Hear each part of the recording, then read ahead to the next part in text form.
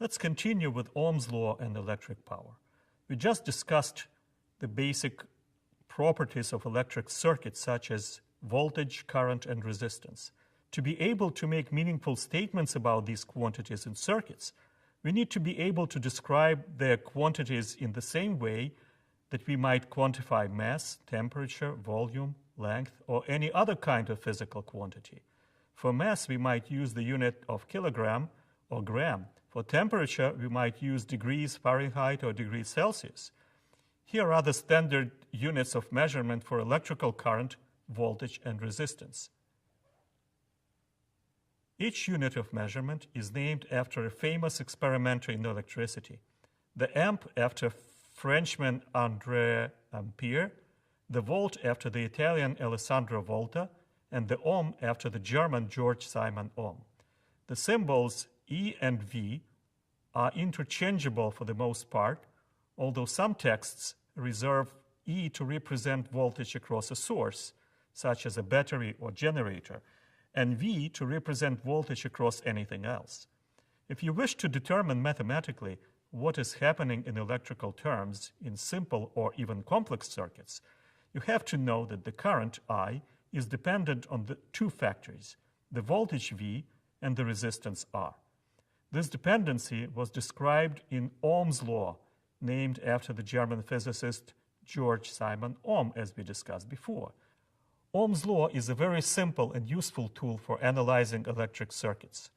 It is used so often in the study of electricity and electronics that it needs to be committed to memory by the serious student.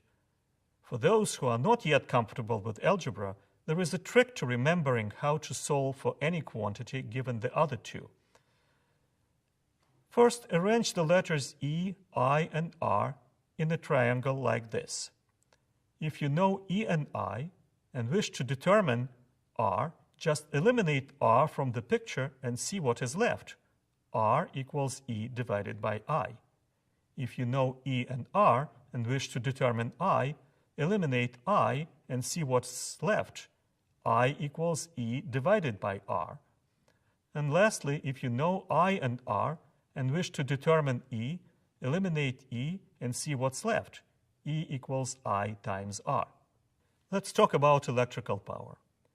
The power generated by a turbine at a hydroelectric power plant depends on the amount of energy stored per kilogram or gallon of falling water, such as height that the water falls and the quantity of water flowing per second through the turbine. The energy stored in 1 kilogram of water is analogous in electrical consumer, such as motor M in the circuit diagram illustrated. It's analogous to the energy stored per unit of charge, such as electrical potential. Thus, the current of water is analogous to an electric current. Electrical power, P, is proportional to the values of the voltage and current and is determined by the following equation. P equals V times I. The unit of electrical power is named watt after the English inventor.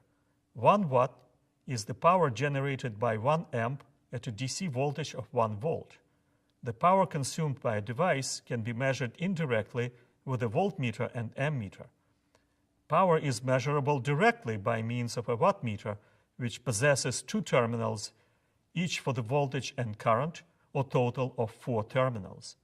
The part of a wattmeter to which the voltage to be measured is applied is termed the voltage path. The part through which the current to be measured flows is termed the current path. Rated power or nominal power are frequently specified for electrical devices such as incandescent lamps and motors. This value indicates the power which the component can handle under regular operating conditions. Substituting the product I times R for the voltage V according to Ohm's law in the power equations that we saw before results in the following relationship. Substituting the quotient V over R for the current, I results in the following equation. P equals V squared divided by R. Let's take a look at the following example. A heater consumes a current of 10 amps at a voltage of 120 volts. Its power consumption is P equals V times I, or 120 volts times 10 amps is 1200 watts or 1.2 kilowatts.